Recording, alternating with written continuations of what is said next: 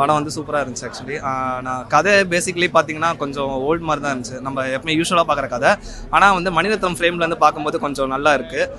பேசிக்கலாக லேக்ஸ் ஒரு இடத்துல இருக்க தான் செய்யும். ஃபர்ஸ்ட் ஹாஃப் வந்து போகிற இடமே தெரில, நல்லா இருந்துச்சு. ஃபர்ஸ்ட் ஹாஃப் செம்ம ஸ்பீடாக போச்சு.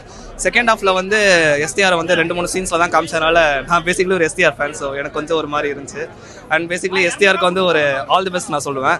ஏன்னா வந்து ஒரு பிட் ஸ்டாப்க்கு அப்புறம் வந்தது நல்லா இருக்குது. தட்ஸ் நல்லா இருந்துச்சு. அன்பரிவு ஃபைட் ஆகட்டும், டைரக்ஷன் ஆகட்டும், எல்லாமே சூப்பராக இருக்குது. நம்ம கண்டிப்பாக எல்லாரும் நம்ம பார்க்கலாம். இப்போ இருக்கிற நம்ம கர்நாடகா தமிழ்நாடு பிரச்சனைக்காக சொல்கிறேன், கண்டிப்பாக இந்த படத்தை நம்ம பார்க்கலாம். நல்லா இருக்குது.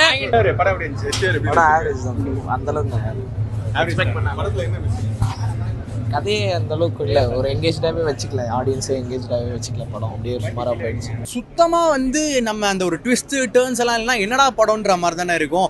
த்ரிஷா வராங்க, த்ரிஷா வந்து ஒரு சின்ன ரோல் மாதிரி ப்ளே பண்ணுறாங்க. கடைசியாக இந்த ரோலுக்கு த்ரிஷா தான் வேணுமா, த்ரிஷாவுக்கு பதிலாக வேறு யாராவது கூட நீங்கள் போட்டிருக்கலாமே அப்படின்ற மாதிரி தோணும். நிறைய லாஜிக் எரர்ஸ் வந்து இருக்குது. கடைசியாக வந்து பார்த்தீங்கன்னா உங்களுக்கு கமல் சாரை வந்து ஒரு மாதிரி அடித்து பீட்ரே பண்ணுற மாதிரி காமிச்சிருவாங்க. அதுக்கப்புறம் அந்த ஒரு கிழமை மாதிரி அவர் வந்து வராரு. ஸோ அவர் வந்து அப்படியே வந்து சண்டை போட முடியாதுன்றதுனால அவர் வந்து கொஞ்சம் இந்த ஃபைட்டிங் ஸ்கில்ஸ் எல்லாம் கற்றுக்கிட்டு வரா மாதிரி அது ஒரு ஜஸ்டிஃபை பண்ணுற மாதிரி கொண்டு வந்திருப்பாங்க. ஆனால் நீங்கள் கடைசி ஒரு 15 மினிட்ஸ் பார்த்தீங்கன்னா அவருக்கு மயக்க ஊசி போட்டுருவாங்க. அவர் அந்த வயசுலேயே அவர் மேலே ஒரு பெரிய கல் வந்து விழும். அதெல்லாம் தாண்டி கடைசி வரையும் அவர் பொழைச்சிப்பாரான், ஆனால் சிம்பு செத்துருவாராம். ஸோ இதெல்லாம் பார்க்கும்போது நிறைய லாஜிக் எரர்ஸ் வந்து இருக்குது. ஓகே, சிம்பிளாக இந்த படத்தை பற்றி ஒரு சின்ன சுருக்கமாக சொல்லணும் அப்படின்னா, படம் பிரியாணி சாப்பிட்ட மாதிரி இருந்துச்சு, பிரியாணியில் உப்பு மட்டும் இல்லை. ஃபேன்ஸுக்கு வந்து இது கஷ்டமாக தான் இருக்குது. அண்ணன் வந்து ஏன்னா செக்க சவுண்ட் வானத்துலையும் இறந்துடுறாரு, இதுலேயும் அதே மாதிரி ஆயிடுது. அது கஷ்டமாக இருக்குது எங்களுக்கு. படம் வந்து எதிர்பார்த்த அளவுக்கு இருந்துச்சுங்களா? நல்ல ஸ்க்ரீன் பிளே, நல்ல மியூசிக்கு, எல்லாம் அவங்கவுங்க பர்ஃபார்மன்ஸ் நல்லா பண்ணியிருக்காங்க. கமல் சார் அண்ணனும் சிம்பு சாரும் நல்லா பயங்கரமான ஆக்டிங்கு, ஃபைட்டு கிட்டு எல்லாமே தரமாக இருக்குது. அவருக்கு ஒரு சில இது அந்த இறந்துறாருன்றது தான் நம்மளுக்கு ஃபேன்ஸுக்கு ஏற்றுக்க முடியல. பொதுமக்கள் எப்படின்னு சொல்கிறாங்கன்னு தெரியல, அது கேட்டு தெரியும். லாஸ்ட்டு தான் ரொம்ப ட்விஸ்ட் ஆகிடுச்சு. படம் மியூசிக் நல்லா இருக்குது, ஸ்க்ரீன் பிளே நல்லா இருக்குது. பட் ஆனால் எதிர்பார்த்த அளவுக்கு மணிரத்னம் படம்னா ஒரு மாதிரி டிஃப்ரெண்ட்டாக இருக்கும். இது வேறு அப்படி சொல்ல முடியாது. நான் சிம்பு ஃபேன் தான், எதாக இருந்தாலும் உண்மை சொல்லணும்ல. டிசப்பாயின்மெண்ட்னா இல்லை, நான் எஸ்டிஆருக்காக அவரோட ஆக்டிங், அந்த வே ஆஃப் போர்ட்ரே, அவ்வளோதான். ஸ்டோரிலாம் ஸ்லோ, ரொம்ப ஸ்லோ, லேக். மூவி சூப்பராக இருக்குது, எனக்கு ரொம்ப பிடிச்சிருந்து. நான் ஒரு த்ரிஷா அண்ட் எஸ்டிஆர் ஃபேன் நான். ஸோ அவங்களுக்காகவே வந்து பார்த்தேன். ரொம்ப டிசப்பாயிண்டடாக இருக்குது எங்களுக்கு. படம் நல்லாவே அது வந்து ஏன் அவங்களுக்கு டிசப்பாயிண்ட் ஆகிருக்குன்னா, எப்பயுமே நம்ம சிம்பு வந்து ரொமான்டிக்காக பார்த்துட்டோம். ஒரு ஃபைட் சீன் இருக்கும், நார்மலாக இருக்கும், ஒரு ஆக்ஷனாக அவர் இருந்திருக்க மாட்டார்.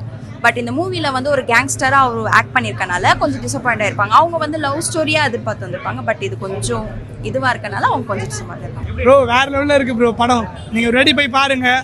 அண்ணன் தெரிவிக்க ஒரு சரியான சம்பவம் இருக்குது, நீங்கள் போய் ரெடி பாருங்கள். ஆனால் நிறைய பேர் படம் நல்லா இல்லையா, லேகாக இருக்குது. அதாவது வந்து சில பேர் சொல்கிறவங்க இருப்பாங்க, சில பேர் தட்டி விடுறவங்க இருப்பாங்க, சில பேர் மேலே ஏற்றுறவங்க இருப்பாங்க. நாங்கள் தள்ளி விட மேலே தான் இது பண்ணியிருக்கோம். ஆக்சுவலி உண்மையாக சொல்லணும்னா ஓவர் எக்ஸ்பெக்டேஷனில் இருந்தேன். ட்ரைலர்லாம் வச்சுட்டு சிம்பு சார், கமலஹாசன், த்ரிஷா, அசோக் செல்வன் சார், ஏகப்பட்ட நடிகர்கள், டோட்டல் ஒரு பட்டாளமே இருக்குது. ஸோ கம்பல்சரியாக படம் சூப்பராக இருக்கும். அது மணிரத்னம் சாரோட மூவி, சொல்லவா வேணும். நாயகனை இன்றைக்கும் உட்காந்து பார்த்துட்டு இருக்கவங்களாம் எவ்வளோ பேர் இருக்காங்க. அப்படிங்கிற ஒரு ஃபீலில் வந்தால் ஒரு ஏதோ ஒரு விஷயம் மிஸ் ஆகுது, ஏதோ ஒரு படத்தில் மிஸ் ஆகுதுன்னு சொல்லுவாங்களா, அந்த மிஸ்ஸிங் இந்த படத்தில் இருக்கிற மாதிரி ஒரு ஃபீலாக இருந்தது. அதான் சொல்கிறேன்ல, எஸ்டிஆர் மூவியும் இல்லை, கமல் மூவியும் இல்லை, அவருக்கே உண்டான ஒரு ஸ்டைல் இருக்குல்ல, அந்த மாதிரி இருக்குது. அவர் அவ்வளோதாங்க, அவர் பேசாமல் அழகாக உட்காந்துட்டு வீட்டில் உட்காந்துட வேண்டியது. 2004 இது ஆயுத எழுத்து வந்ததுன்னு நினைக்கிறேன். அப்போ அதோட சரி, அவ்வளோதான். அதுக்கப்புறம் நான் அவர் படத்தை பார்த்து வேந்தேன் அப்படின்றது ரொம்ப ரேரஸ்ட் கேஸாக மாறிடுச்சு. வர்த்தா இருந்தது எஸ்டிஆரோட பெரிய கம்பேக்காக இருந்தது. 2 இயர்ஸ்க்கு அப்புறம் நம்ம எஸ்டிஆரோட எதிர்பார்த்து போயிருப்போம் இல்லையா பிக் ஸ்க்ரீனில், அதுக்கு வந்துட்டு வர்த்தா இருந்துச்சு மூவி. ஆமாம், நிறைய பேர் டிசப்பாயின்மெண்ட் ஆயிருக்காங்க.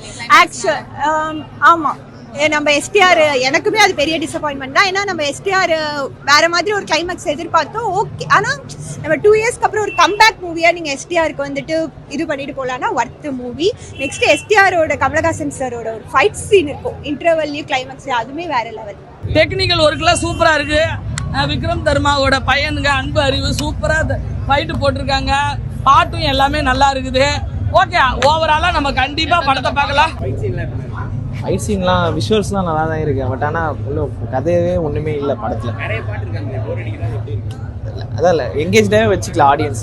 அப்படியே தான் எஸ்டிஆருக்காக பார்க்கலாம், படம் நல்லா வேஸ்ட். அதிகமாக எக்ஸ்பெக்ட் பண்ணோம், பட் என்னன்னு தெரியல. எந்த இடத்துல லேக் ஆகுதுன்னு நினைக்கிறீங்க? இந்த இடம் எல்லாம் கரெக்டாக தான் போயிடுச்சு. இந்த ஃபர்ஸ்ட் ஹாப் கொஞ்சம் இது வேற ஒன்று, செகண்ட் ஹாப் நல்லா விறுவிறுப்பாக போகுது. கமல்ஹாசன் அவரோட portion அவரும் ஆக்டிங் வேறு லெவலு.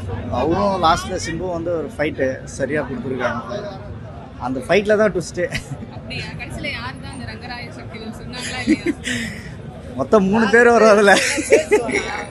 சக்திவேல்ன்றதே ஒரு 3 பேர் வரும். அந்த படம் பார்க்குறோமோ தெரியும்.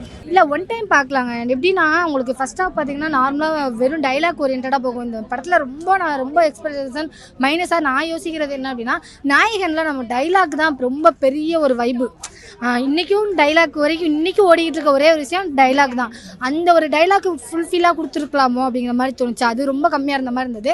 ரெண்டாவது ஃபைட் சீன்ஸ், கமலஹாசன் எஸ்டிஆர்னு சொன்னாலே நம்ம ஃபைட் சீன்ஸ் தான். ஃபர்ஸ்ட் ஹாஃபில் இன்னும் கொஞ்சம் அதிகமாக பில்ட் பண்ணியிருக்கலாமோ அவருக்கு அப்படிங்கிற மாதிரி தோணுச்சு. அந்த ஒரு விஷயம் கம்மியாக இருந்தது. நிறைய கேரக்டர் போட்டதுனால யாருக்குமே ஸ்பேஸ் கொடுக்காத மாதிரியே இருந்தது. 4 சீனில் பார்க்குற மாதிரி இருக்கு அவங்கள, அவ்வளோதான்.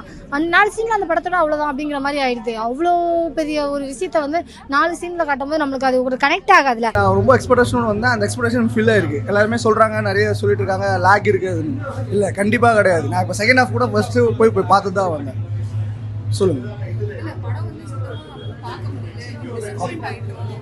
எக்ஸ்பெக்டேஷன் வந்து பார்த்தீங்கன்னா அண்ணன் வந்தாவே வந்து எப்படி சொல்ற ஒரு மாதம் ஒரு மிக்சட் பண்ணி பயங்கரமாக கொடுப்பாரு. மசாலா நிறைய இருக்கும். ஸோ இது வந்து கதை ஓரியன்டாக இருக்கும்போது ஸோ மக்கள் வந்து அந்த மாதிரி எக்ஸ்பெக்ட் பண்ணி ஃபீல் பண்ணுறாங்க. மற்றபடி ஒன்றும் இல்லை. கதை சூப்பராக இருக்குது. அண்ணன் சூப்பராக நடிச்சிருக்கு. கமல் சார் சூப்பராக நடிச்சிருக்காரு. ரொம்ப பிலோ ஆவரேஜ் தான் படம். ஆஸ் எஸ்டிஆர் கமல் ஃபேனாக I am totally disappointed to the core. படத்தோட ஸ்க்ரீன் பிளே ரொம்ப ஃப்ளாட்டாக ரொம்ப நோடியாக இருக்குது. ஈஸிலி கெஸ்டபுளாக இருக்குது. எல்லாமே எல்லா சீன்ஸும் அடுத்தது தான் அப்படின்ற ஒரு வார் ஃபேக்டர் ஒன்றுமே கிடையாது. ஏதோ போகிறானே அந்த கிளாஷ் இருக்குது. அந்த கிளாஷ்க்கு உண்டான ஜஸ்டிஃபிகேஷன் அவன் கொடுக்கணும் இல்லையா? ஆழ்ந்த ஒரு பஞ்ச் மாதிரி இருக்கணும். அது இதனால தான்டா நான் அடிக்கிறேன் அப்படின்ற மாதிரி. அது ரொம்ப ஃப்ளாட்டாக இருக்குது. எஸ்டிஆர் வந்து ஈஸியாக மேனிபுலேட் பண்ணிடுறாங்க கூட இருக்கிறவங்களாம். அதுக்கு உண்டான ஜஸ்டிஃபிகேஷனே கிடையாது. அவங்க 2 பேருக்கு உண்டான கிளாஷ் வந்து ஏன் அடிச்சுக்கிறானுங்க அப்படின்றத தெளிவாக இருக்கணும் இல்லை, ரொம்ப ஸ்ட்ராங்காக இருக்கணுங்க. அது இந்த படத்தில் ரொம்பவே மிஸ்ஸிங்காக இருக்குது. இன்டர்வலுக்கு அப்புறம் வந்துட்டு எஸ்டிஆர் வந்துட்டு ஒரு டைலாக் சொல்லுவார், அதுதான் நான் தான் இங்கே இனிமேல் அப்படின்ற மாதிரி. அதுதான். அபிராமி ரோல் வெயிட்டா இருந்ததா இல்ல த்ரிஷா மேம்? எனக்கு தெரிஞ்சு எனக்கு அபிராமி மேம் அண்ட் கமலஹாசன் சாரோட அந்த பேர் லவ் நல்லா இருந்துச்சு. நம்ம விரும்பாட்டியில பார்த்துருப்போம் இல்லையா, அந்த மாதிரி ஒரு லவ் இது நல்லா இருந்துச்சு. கமல் சார் பர்ஃபார்மன்ஸ் அவர் எத்தனை வட்டம் அழிச்சாலும் மறுபடியும் மீண்டும் நான் பிறந்து வருவேன் அப்படின்றத சொல்லியிருக்காரு. தான் இருக்கும் போதே எந்த நடிகரும் எனக்கு அப்புறம் நீதான்னு சொல்லியிருக்க மாட்டாரு. எனக்கு அப்புறம் நீதான்னு சொல்லியும் நான் விதைச்சிருக்கேன், அந்த விதை நீதான் சிம்புன்னு சொல்லியும் மறுபடியும் சிம்புக்கு ஒரு வாய்ப்பை கொடுத்துருக்காரு. அவர் இருக்கிற வரைக்கும் இந்த தமிழ் சினிமா காப்பாற்றப்படும். இவங்க 2 பேர் ஆக்டிங் பேசுறதுக்கு எனக்கு யாருக்குமே தகுதி கிடையாது. ஓப்பனாக ஒத்துக்கணும். ஏன்னா பிகாஸ் அவங்க 2 பேர் ஈக்குவலாக 50-50 2 பேர் ஸ்பேஸ் கொடுத்து சூப்பராக நடிச்சிருக்காங்க. அந்த கெமிஸ்ட்ரி வந்து கேரக்டர் ரோல் வந்து பார்த்துருக்கீங்கன்னா அபிராமி மேம் கரெக்டாக பண்ணியிருக்காங்க. த்ரிஷா மேமும் அவங்களோட ரோல் வந்து கரெக்டாக பண்ணியிருக்காங்க. சூப்பராக இருந்துச்சு. செம்மையாக ஆக்ட் பண்ணியிருக்காங்க. எனக்கு ரொம்ப பிடிச்சிருந்தது. இல்லை, அதோட இது நல்லா இருந்துச்சுன்னே சொல்லலாம். இதில் அந்த கெமிஸ்ட்ரி நல்லா இருந்துச்சு அவங்க 2 பேரோட காம்போ. அபிராமியோட லிப்லாக் வந்து ரொம்ப பெரிய சர்ச்சையா மாறிச்சு இல்லையா? மூவில பாக்கும்போது உங்களுக்கு எப்படி இருந்துச்சு? இல்ல அப்படிலாம் ஒன்றும் அவ்வளோ இதுவாலாம் இல்லை. அப்படிலாம் இல்லை. ஆமாம், கனெக்ட். ஒரு வாட்டி பார்க்கலாமா? பார்க்கலாம், ஒரு வாட்டி பார்க்கலாம். பட் மேபி எனக்கு வந்து பர்சனலாக கனெக்டாக இருக்காது, மற்றவங்களுக்கு கனெக்டாக இருக்கும். இது என்னோட வியூ. ஏன்னா எஸ்டிஆர் ஃபேன் கமல் ஃபேனெல்லாம் பொய் சொல்லக்கூடாதுல்ல. படம் பார்த்துட்டு வந்து பொய் சொல்கிறது தப்பு இல்லையா? என்ன ஃபீல் பண்ணுறதா உண்மையாக சொல்லிடுறோம். மணிரத்னம் சொன்னாலே அந்த ஒரு காதல் அப்படின்ற ஒரு ரொமான்ஸ் வரும்ல, அந்த ரொமான்ஸ் வந்து கொஞ்சம் கனெக்ட் ஆகலையோ அப்படிங்கிற மாதிரி இருந்தது. ஏன்னா அந்த மணிரத்னம் அப்படின்னு சொன்னாலே நம்ம 2-3 விஷயம் யோசிப்போம். சென்டிமெண்ட்டு. ஸோ கிளைமேக்ஸில் சென்டிமெண்ட் கொடுத்துருக்காரு. ரொம்ப அழுகையாக வரும். ஆனால் அழுகையை தாண்டி அவர் மேலே செம்ம கோவம் வரும். நீங்கள் ஒருத்தவங்களோட ஃபேனாக இருந்தீங்கன்னா உண்மையாக சொன்னா டென்ஷன் ஆயிடுவீங்க. அந்த அளவுக்கு இருந்தது. எனக்குமே கோவம் வந்தது பயங்கரமாக. யாரா நீ அதாவது எப்படின்னா படம் வந்து கமலஹாசன் படம் தான், ஆனால் ஹீரோ வந்து எஸ்டிஆர். உண்மையிலே இந்த படத்துக்கு ஒரு மிகப்பெரிய கம்பேக்னா எஸ்டிஆரோட கம்பேக்னு தான் சொல்லணும். ஸோ அப்படியாப்பட்ட ஒரு எஸ்டிஆரையே இது பண்ணிட்டாங்களே அப்படிங்கிற ஒரு ஃபீல் இருந்தது. அதுதான் வருத்தமாக இருந்தது.